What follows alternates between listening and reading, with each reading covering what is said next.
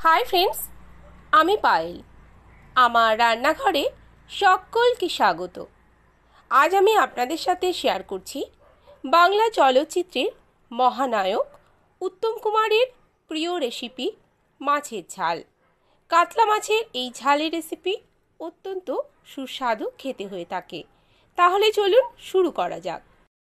सबार प्रथमे सर्षेर तेल गरम करे नियेछि आर तार मध्ये दिये दिलाम নুন হলুদ মাখিয়ে নেওয়া কাতলা মাছের পিসগুলোকে।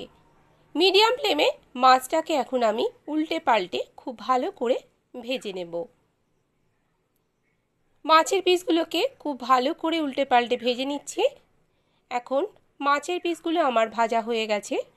একটা একটা করে তুলে একটা পাত্রে রেখে দিচ্ছি। মাছের পিসগুলোকে তুলে আমার রেখে দেওয়া হয়ে গেছে।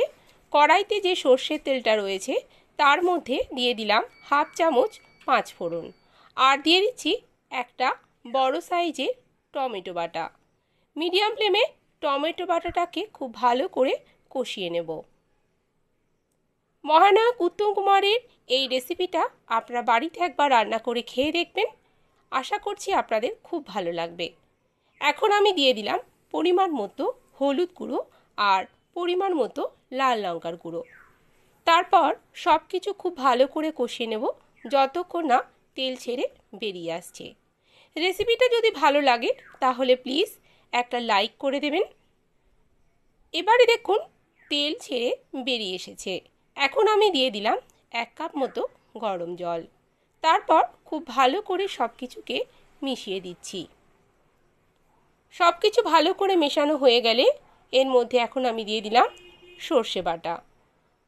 কালো সর্ষেকে বেটে আমি দিয়েছি এর মধ্যে আর দিয়ে দিচ্ছি পরিমাণ মতো লবণ। সর্ষে বেটে যাতে রেখেছিলাম সেই বাটিটা ধুয়ে একটু সামান্য জলও এর মধ্যে অ্যাড করে দিয়েছি। এখন গ্রেভিটা ফুটে উঠেছে। এই সময় আমি কাতলা মাছের ভেজে রাখা পিসগুলো দিয়ে দিচ্ছি আর মিডিয়াম ফ্লেমে এপিট ওপিট করে ভালো করে গ্রেভির সাথে মিশিয়ে নেব। আমার রান্না কিন্তু এখনও শেষ হয়নি। এখন আমি দিয়ে দিচ্ছি ওপর থেকে ধনে পাতা কুচি আর কাঁচা পাকা কয়েকটা লঙ্কা। এখন সব কিছু খুব ভালো করে মিশিয়ে নেব। আমার রেসিপি একদম রেডি। আমার আজকের এই মহানায়ক উত্তম কুমারের প্রিয় কাতলা মাছের রেসিপি যদি ভালো লেগে থাকে তাহলে প্লিজ আমার চ্যানেলটিকে সাবস্ক্রাইব করে পাশে থাকা অল বেল আইকনটিকে অবশ্যই ক্লিক করে দেবেন। তাহলে আমি যখনই কোনো ভিডিও আপলোড করব আপনাদের কাছে দ্রুত নোটিফিকেশান পৌঁছে যাবে।